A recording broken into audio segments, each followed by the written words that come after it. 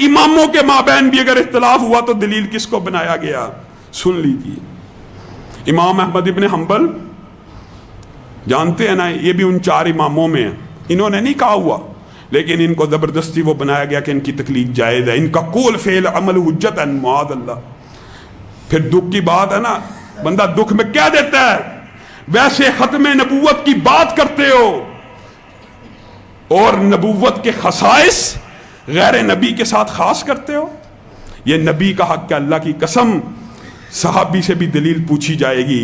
सिर्फ वाहिद कायनात में एक हस्ती है, रसूलुल्लाह सल्लल्लाहु अलैहि वसल्लम कोई बात के क्या उनसे पूछा जाएगा इसकी क्या दलील है? बताइए, उनकी तो बात दलील है। कोई अमल कर दे क्या उनसे पूछा जाएगा?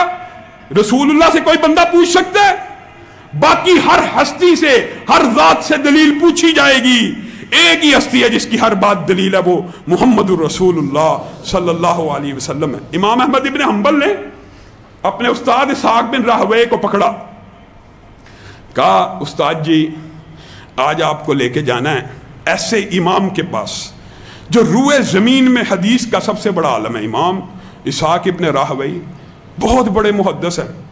अगर इन तीनों इमामों का तज़किरा अलग-अलग किया जाए तो इनकी सीरत के अंदर बहुत सी पहलू हैं। इंशाअल्लाह कभी वक़्त आया इतने बड़े इम्मा के हालात ज़िंदगी का भी तज़किरा किया जाएगा। इमाम अहमद इब्न हंबल अपने उस्ताद को कहते हैं मैंने आज आपको लेके चलना है इस सदी में मेरी नज़र में जो सबसे बड़ा हदीस का आलम है उसके पास लेके चलना है। इसहाक बिन राहवे मुस्कुराना शुरू हो जाए, शागिर्द है, लाइक है, फाइक है, ज़हीन है। कहा अहमद इब्न हंबल ले चल। वो एक सादा से आदमी के पास लेके चले गए। एक सादा सा आदमी खड़ा, इमाम इसहाक बिन राहवे कहते हैं बिल्कुल सादा कपड़े, सादा हुलिया। अचानक मुझे कहते हैं पता है आप किसके साथ खड़े हैं? मैंने कहा किसके साथ खड़े? कहा इमाम शाफई के साथ खड़े।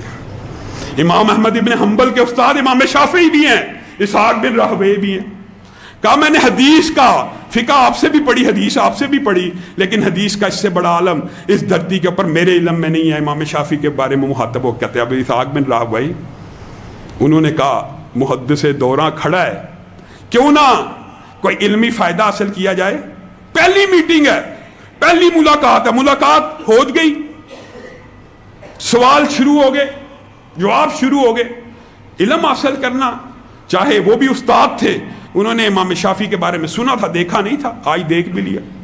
दबागत के हवाले से बात शुरू हो गई, मुर्दा जानवर, उसका हुक्म और उसकी खाल के इस्तेमाल के बारे में बात शुरू होगी। आपने इमाम शाफी से पूछा कि आपका इस बारे में क्या ख्याल है कि कोई मुर्दार हो जाए, जानवर ज़बा ना किया हो, ज़बा न किया हो, मर जाए, दम घुटने से मर गया, जहम से मर गया, ज़िबा से पहले पहले मर गया, आपकी इस बारे में क्या राय है? इमाम शाफी ने कहा मेरी राय ये है कि उसकी खाल को दबागत से पाक कर लिया जाए। दबागत कहते हैं चमड़े को रंगना और उसके ऊपर से आलूदगी, गोश्त, चर्बी वगैरह को पाक कर देना। जो हर इलाके में अपना तरीका होता है, पाकिस्तान के अंदर भी जो खालें होती हैं उनको नमक वगैरह लगा के साफ किया जाता है, ये एक दबागत इसको कहते हैं। आपकी इस बारे में क्या राय है? कहा मुर्दार का जो चमड़ा है उसको इस्तेमाल करना मेरी नज़र में जायज़ है। अब पहली मुलाकात है, इतना बड़ा इमाम है, दूसरा इमाम भी छोटा नहीं, लेकिन क्या वो एहतराम में चुप हो गया? क्या वो खामोश हो गया? क्या उसने कहा ठीक है यार बहुत बड़ा इमाम है, फिल वक्त इसकी सुन ली जाए, बाद में अपना मसला बयान कर लिया जाए? इमाम इसहाक बिन राहवे का मौक़िफ़ इससे बरअक्स था।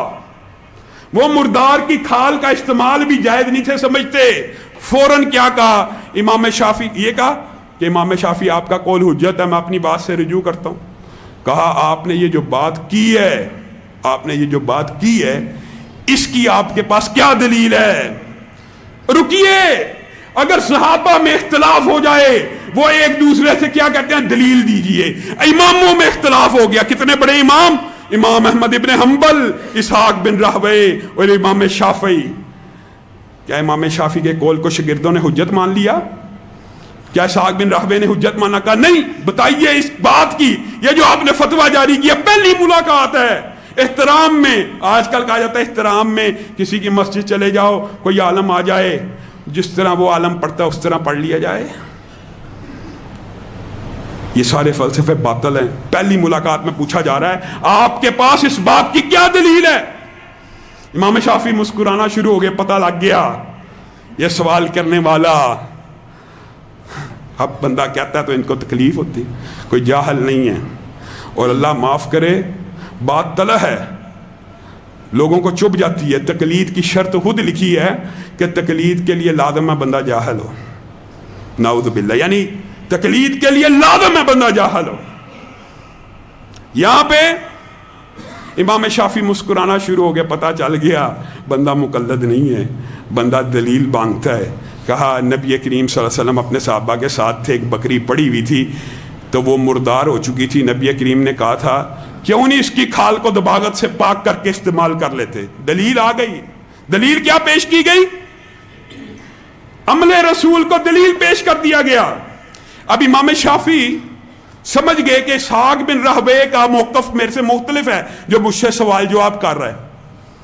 اسحاق بن راہوے سے کہا آپ کا کیا موقف ہے؟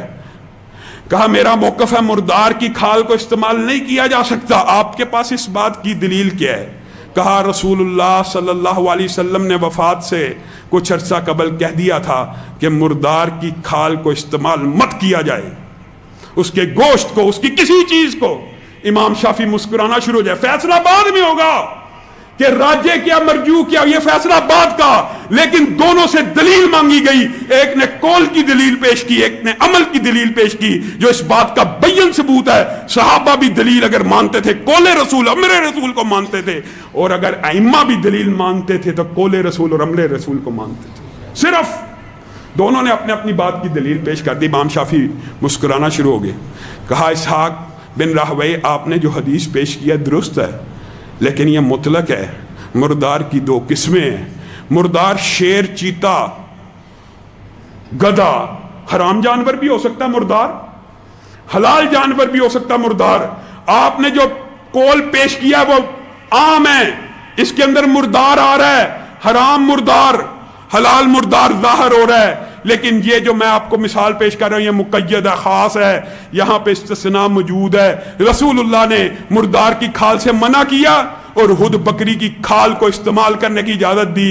یہاں سے ایک بات نکلتی ہے کہ حلال جانوروں کی جو کھال ہے ان کو استعمال کیا جا سکتا ہے، جو حرام جانور مردار ہو جائیں وہ مردار ہونے کے بعد بھی ان کی کھال کو استعمال نہیں کیا جائے گا۔ اسحاق بن راہوے اڑ گئے، فوراً رجوع کر دیا، کہا امام شافعی آپ کی بات مجھے سمجھ آ گئی ہے کہ ان دو باتوں کے درمیان تطبیق کیسے دینی ہے، یہ بھی بات یاد رکھیے۔ آج بظاہر اس طرح کے جو معاملات میں نے آپ کے سامنے دو واقعات رکھے ہیں نا، اس کے بارے میں کیا کہا جاتا ہے؟ جی حدیثیں آپس میں ٹکراتی ہیں۔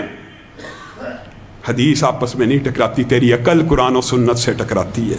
قرآن اور حدیث آپس میں ٹکراتے ہیں، قرآن حدیث آپس میں نہیں ٹکراتے، تیری عقل دین اور شریعت سے ٹکراتی ہے۔ ان کے مابین تطبیق ہوتی ہے، ناسخ منسوخ ہوتا ہے۔ یہ علماء دین، یہ اتنے بڑے بڑے عالم جو گزرے ہیں، انہوں نے ساری زندگی انہی کاموں میں کھپا دی۔ اللہ کی قسم اگر یہ دین اور شریعت اللہ کے علاوہ کسی اور الہ کی طرف سے نازل ہوتی تو اس کے درمیان تضاد ہو سکتا تھا، لیکن یہ اللہ وحدہ لا شریک کی طرف سے نازل کرتا ہے۔ اس کے مابین تیری عقل کے اندر بعض باتوں میں اختلاف ہو سکتا ہے، حقیقت میں اختلاف ہے ہی نہیں، حقیقت میں اختلاف نہیں ہے۔ اللہ رب العزت جو کہا گیا، جو سنا گیا، اس کو سمجھنے کی توفیق عنایت فرمائے۔ کفار مسلط ہم پہ ہوئے، اسلام سے جب ہم دور